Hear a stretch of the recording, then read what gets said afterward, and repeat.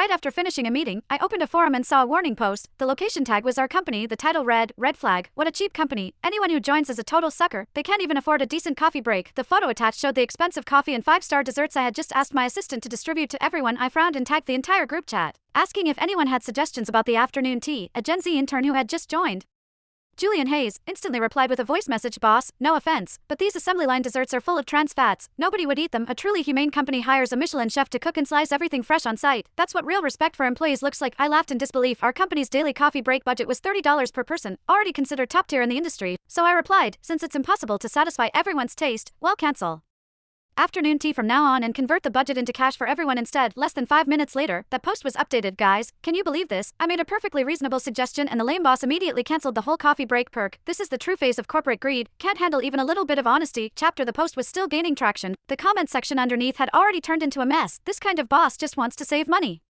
and is looking for an excuse. Convert it to cash. Yeah right, that's just empty promises. ITLL never show up on the paycheck. Hey pal, run while you can. A company that can't handle honest feedback has no future. Julian Hayes was all over the comment section, replying to nearly every comment. Exactly, I'm just an intern. I only made the suggestion for everyone's benefit, and now the boss is targeting me. This is seriously unfair. I tapped on Julian's profile picture.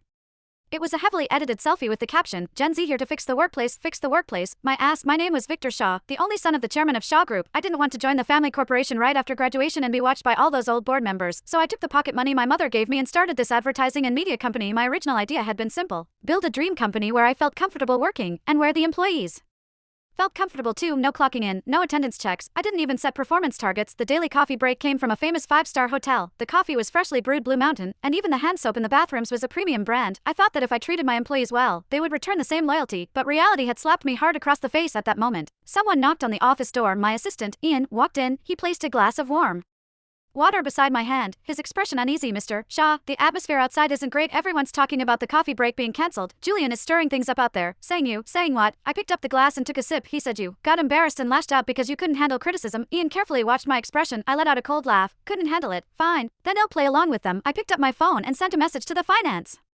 director. "Redo this month's payroll, convert the coffee break budget into cash, update this month's payroll, add $660 per person as a monthly payment, label it coffee break stipend, make sure it's included in tomorrow's paychecks." After sending the message, I stood up and looked outside through the slats of the blinds. In the open office area, Julian was holding his phone while fixing his hair. With 3 or 4 senior employees gathered around him, I recognized every one of them.